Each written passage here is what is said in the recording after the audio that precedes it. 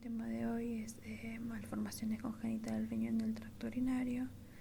Bueno, el objetivo de esta clase es la identificación de dichas anomalías para evitar daño progresivo renal y poder identificar las patologías más frecuentes que se asocian, que son las infecciones urinarias y el reflujo vesicoureteral,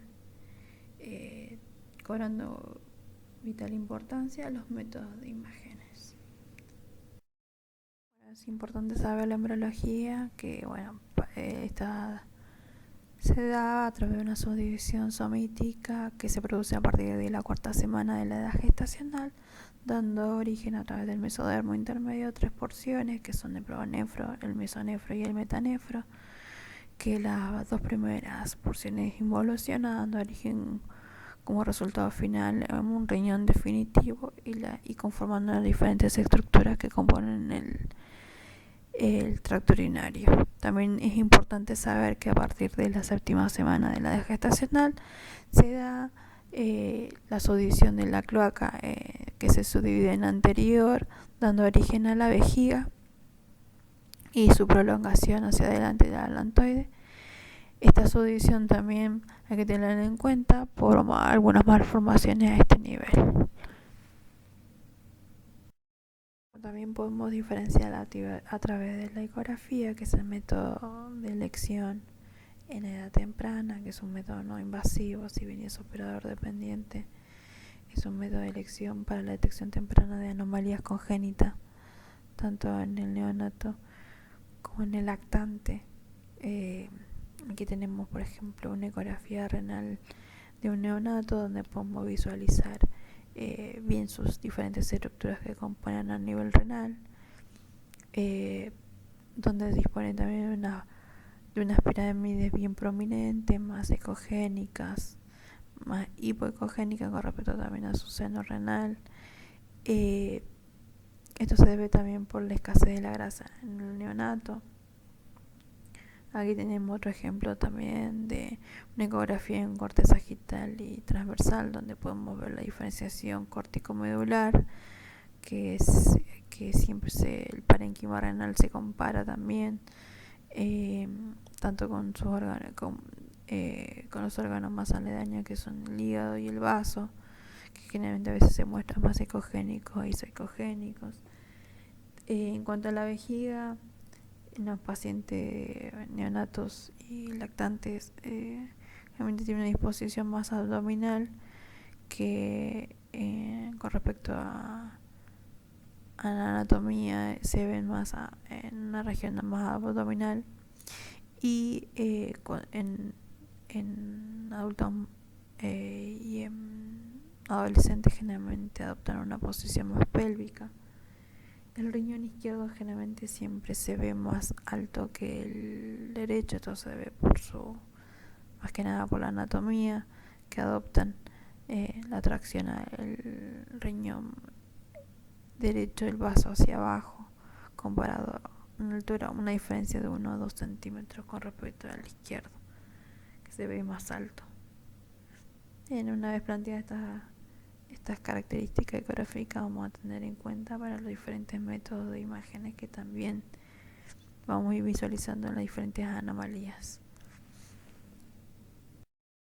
Para empezar a clasificar las anomalías, generalmente se dan las anomalías a nivel renal, que uno de los ejemplos es la agenesia renal, que se debe por la ausencia renal de uno o de ambos riñones, que obviamente la ausencia de ambos riñones es incompatible con la vida. Generalmente siempre se da en el riñón izquierdo cuando es unilateral, como vemos acá, que se muestra más hipertrófico como método compensador de su lado contralateral, bien bicariante. Generalmente su hallazgo es casual, y generalmente se asocian a malformaciones genitales, que como dijimos ya embriológicamente es una etapa que generalmente se da casi en la misma edad gestacional, que con frecuencia se muestran una masa a nivel pélvicas, quísticas tanto en varones como en mujeres. Bueno, otra de las anomalías congénitas más frecuentes es el riñón en herradura. Generalmente es una masa, son masas renales que se encuentran a ambos lados de la línea media. Generalmente disponen de una situación bien vertical. Están conectados a través de sus polos inferiores por un istmo parenquimatoso que cruza generalmente el plano medio del cuerpo. Tiene como disposición anatómica, las ambas pelvis son anteriores. Realmente se dan en varones. Esta fusión también puede ser simétrica o un poco asimétrica, que se lateralizan, ¿sí? Debido a su mala rotación, con frecuencia tienden a la obstrucción de la unión uretero-pélvica, lo que da lugar también al aumento de la incidencia de infecciones y de formación de cálculo.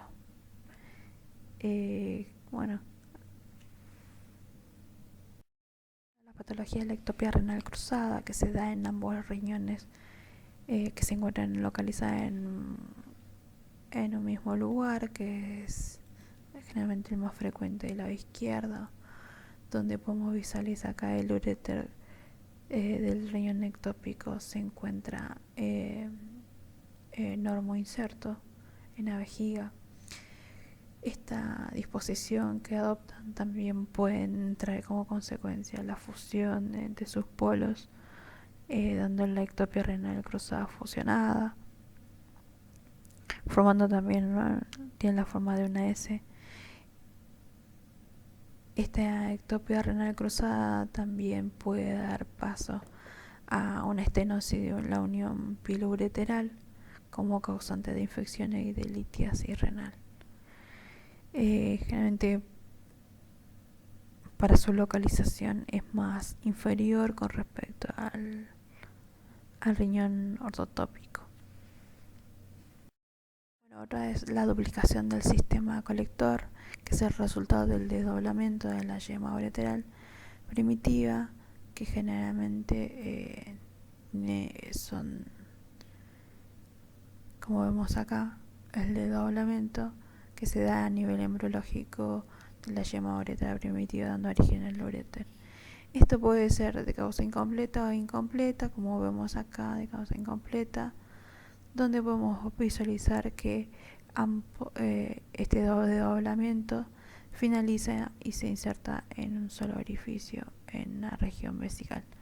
Es más frecuente en mujeres, generalmente es de hallazgo incidental, y en su región a nivel renal se ve una pelvis bífida como signo característico de esta malformación.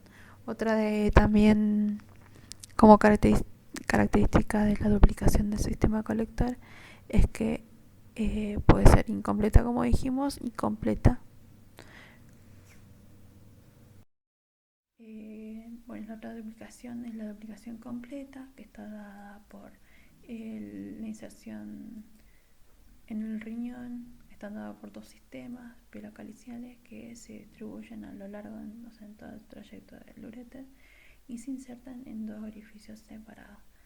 Generalmente se sigue la regla de Weichert-Meyer, donde dice que el orificio ureteral del sistema superior se inserta en la vejiga, ya sea medial o inferior, y la del sistema del uréter inferior se va a insertar en su localización normal. Generalmente en los niños esta duplicación completa tiene mayor incidencia para las infecciones en el tracto urinario. Generalmente están asociadas a diferentes grados de obstrucción. Generalmente lo que producen son reflujos vesicoureterales. Pueden estar y tener cicatrices corticales y generalmente son de hallazgo incidentales y generalmente cursan de forma benigna, salvo cuando se empiezan a sobreañadir infecciones. que eso llevan al diagnóstico de la duplicación completa, ¿no? Las anomalías del tracto urinario, que están dadas por obstrucción. Generalmente, en este grupo se revisa la estenosis del uretra piélica, que está dada por la obstrucción del paso de la orina a nivel de la pelvis hacia el ureter proximal.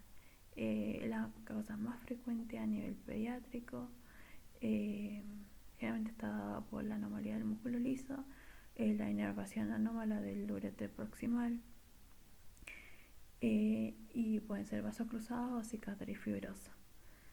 Esta también, como clínica más frecuente por las características que se dan a nivel de la pelvis, se puede palpar a nivel del flanco una masa. También puede tener dolor abdominal recurrente, puede acompañarse o no de hematuria secundaria, esto no, también a un traumatismo a ese nivel, o también se asocian a infecciones del tracto urinario. Generalmente este tipo de estenosis ureteropiélica puede asociarse a otras malformaciones del tracto urinario. Generalmente el reflujo vesíco-ureteral es frecuente. También pueden asociarse a obstrucción de la unión uretero-vesical. También pueden ver la mitad inferior del riñón duplicado, y la causa más común es del riñón en herradura. La hidronefrosis también otra de las causas más frecuentes de obstrucción ureteropiélica y de reflujo vesíco-ureteral. Generalmente con su diagnóstico es temprano a nivel intraútero, se recomienda siempre repetir una ecografía posparto para confirmar si existe esta dilatación, y en caso de no existir, de caso de persistir, se le solicita siempre corroborar con una cisturectografía miccional. Bueno, acá tenemos un ejemplo de una hidronefrosis a nivel de ambos riñones. Generalmente la causa puede ser obstructiva o de reflujo, con menos frecuencia. Generalmente se da, y también hay que tenerlo en cuenta, es en la unión uretero-vesical y en la duplicación del sistema colector. También es poco frecuente, pero también se da en las válvulas de uretra posterior. Generalmente, para tener en cuenta, siempre se tiene en cuenta el diámetro de la pelvis renal. Se cree en el primer trimestre es de 3 milímetros, en el segundo trimestre de 4 y 5 milímetros, y el de tercer trimestre de 7 a 10 milímetros. Bien, según la Sociedad Internacional de Urología Fetal, existe una clasificación de la hidronefrosis donde la clasifica con ausencia de dilatación, mínima dilatación piélica, pelvis dilatada pero sin calectasia, la calectasia pero sin afinamiento de la cortical, y la calectasia presente pero con el afinamiento de la cortical. Bueno, esta clasificación nos va a permitir identificar el grado de complicación de una patología con presencia de hidronefrosis.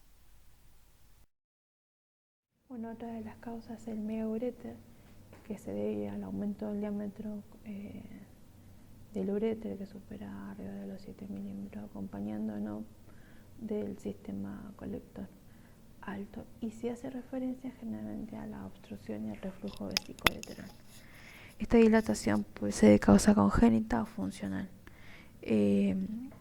Como vemos acá un ejemplo, un megaureter congénito en una ecografía en un corte sagital y un corte transversal, donde muestra en ambas ven la dilatación y la fusiforme del lado del del ureter distal.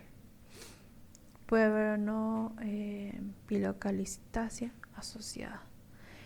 Generalmente el megaureter, como vemos acá, se ve tortuoso y aperistáltico. Bueno, tenemos el ureterocele, que también dentro de la clasificación es muy característico en estas anomalías. Generalmente las obstructivas está dada por una dilatación quística a nivel del ureter distal,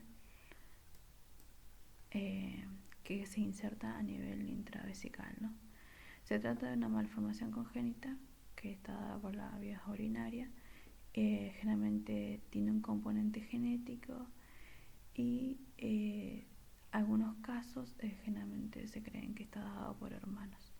Pueden ser uni o bilateral. Acá tenemos uno y acá tenemos que son bilaterales. Generalmente las causas que la producen pueden ser estenosis congénita o estrechez inflamatoria. Cursan asintomáticos, generalmente en los primeros meses de vida o en los adultos jóvenes forman muchos cálculos y pueden estar acompañados también por dolor abdominal. Además, también pueden encontrarse incidentalmente por través de la ecografía obstétrica, ¿no?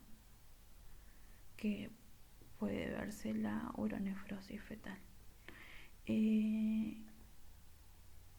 Generalmente por el sitio donde se localiza genera infección urinaria y acá en la imagen, en imágenes hay un signo bien característico, es el signo de la cabeza de cobra que se ve, está en el dibujo que se visualiza acá.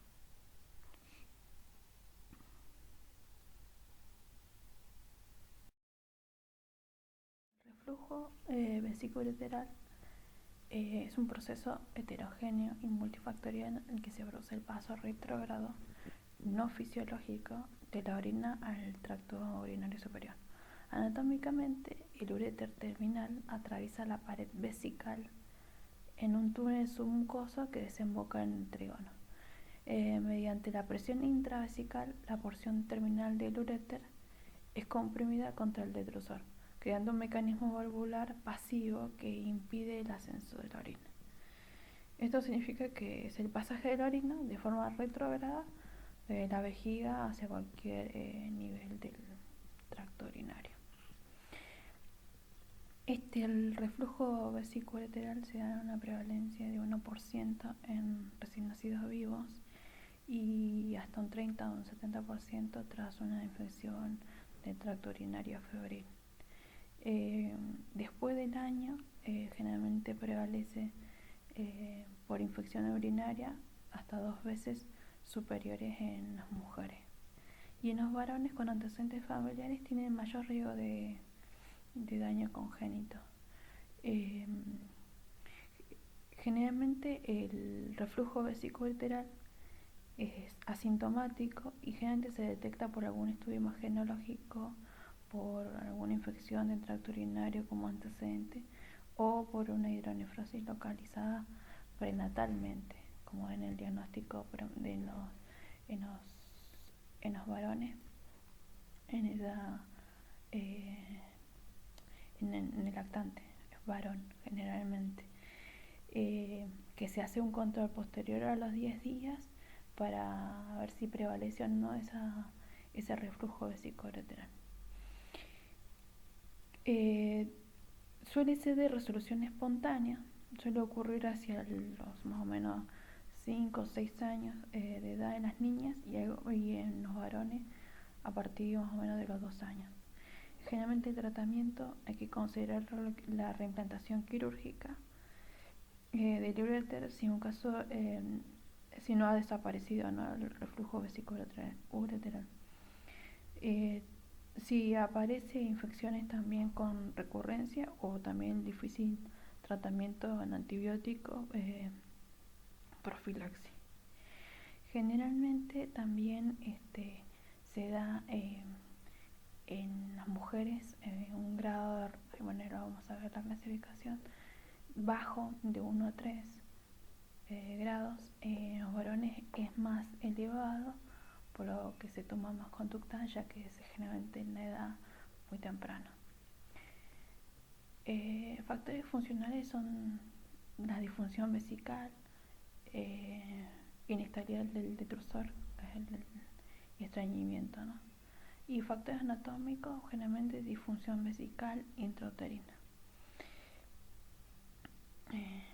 Generalmente este reflujo vesicolateral se da por dos tipos. Estos dos tipos son primario y secundario. El primario se caracteriza por tener una incompetencia del mecanismo valvular antirreflujo en la unión uretero-vesical. Y el secundario se da por una obstrucción a la salida de la vejiga. Habitualmente se da en etapa neonatal,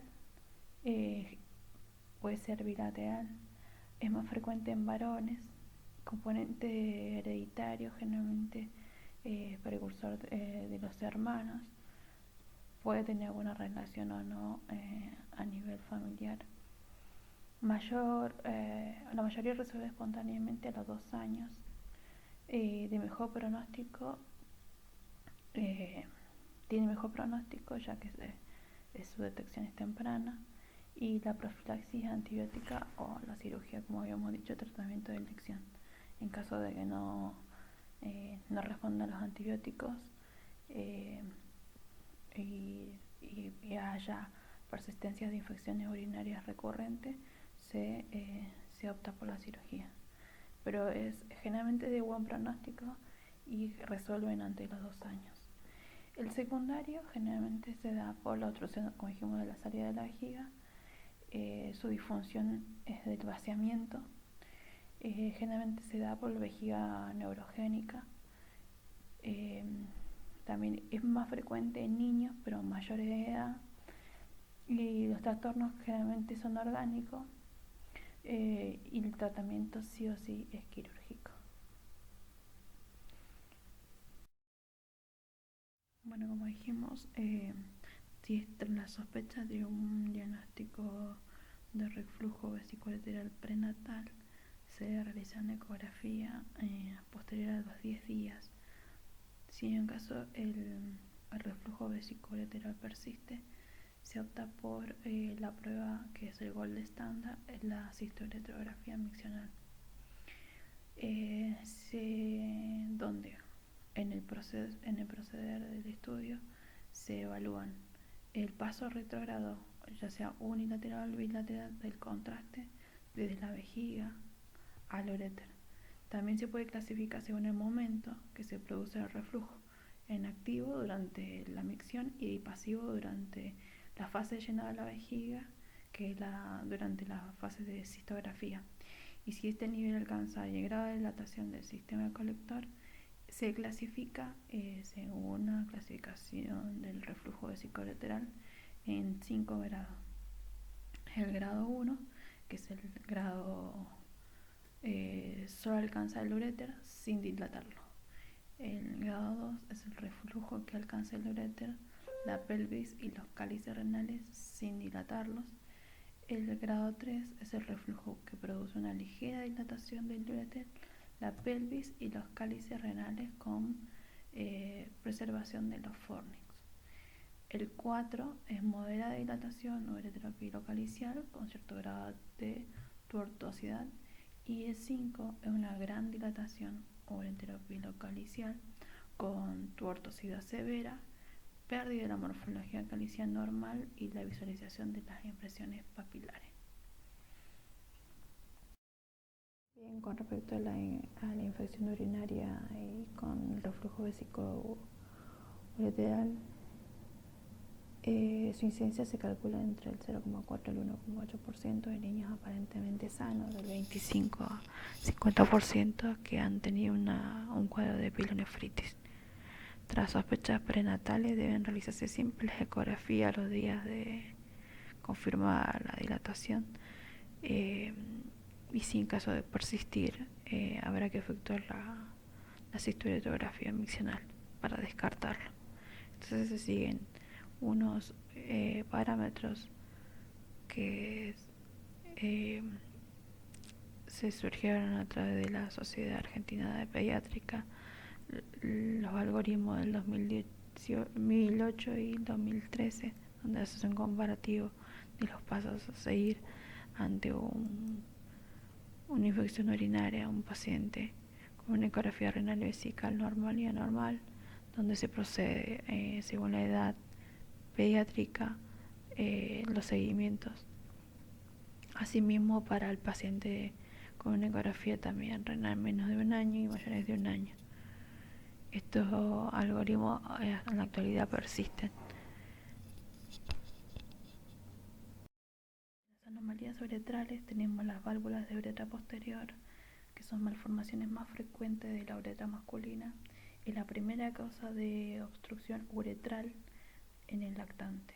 Se manifiesta por lo general por obstrucción uretrales de meses de evolución, dificultad para miccionar, infecciones urinarias recurrentes, masas abdominales, hidronefrosis y oligohidramia. Bueno, acá como vemos una ecografía en modo B, donde podemos visualizar la vejiga distendida, donde vemos a través de su pared un marcado engrosamiento, donde está señalada con las flechas amarillas, engrosamiento intravehicular de la pared vesical. Esto se debe a las válvulas de la uretra posterior. Acá tenemos otro estudio, que es un estudio de cistoretografía miccional, donde vemos la irregularidad también de la pared de la vejiga, con presencia también, ¿no?, con un reflujo vesicoureteral grado 5, y se ve la dilatación de la uretra del bulbo prostático. Bueno, como último tenemos las anomalías del uraco, que es la persistencia de la comunicación embrionaria entre la cúpula vesical y el ombligo. Generalmente esto cierra el quinto mes de gestación. En el neonato podemos visualizar salida de orina a través del ombligo. El uraco persistente, que es otra anomalía del uraco, tenemos que es la persistencia de la comunicación entre el canal, entre la vejiga y el ombligo. Y el seno uracal es la persistencia del uraco en su extremo umbilical, pero en que en su extremo vesical está obliterado. El divertículo uracal, que es la persistencia del uraco con su extremo vesical, se comunica con la vejiga y se vacía con la misma. Es una estructura que en ecografía por lo general se ve anecogénica o hipoecogénica, ¿sí? Aquí tenemos un ejemplo de una cistoretografía miccional, donde podemos ver la vejiga distendida con contenido en su interior de contraste iodado, donde en su extremo superior, en la cúpula de la misma, se puede visualizar el divertículo del uraco, divertículo uracal ahí adherido a la cúpula. También otras de las anomalías uracales tenemos el quiste uracal, que es una colección líquida encapsulada en una porción del uraco que está cerrada tanto en su extremo craneal como caudal. Se presenta también como una masa líquida de paredes finas en la línea media entre el ombligo y la cúpula vesical. Tenemos acá dos ejemplos, una ecografía en modo B, donde vemos la vejiga en corte transversal, donde podemos visualizar su extremo superior, una imagen quística heterogénea por encima de la misma, que no tiene comunicación. Y aquí abajo tenemos una tomografía en un corte axial, donde podemos visualizar la vejiga con contenido en su interior, que se presenta en su región más cefálica, una imagen quística heterogénea con paredes engrosadas, ¿sí? Que capta el contraste iodado.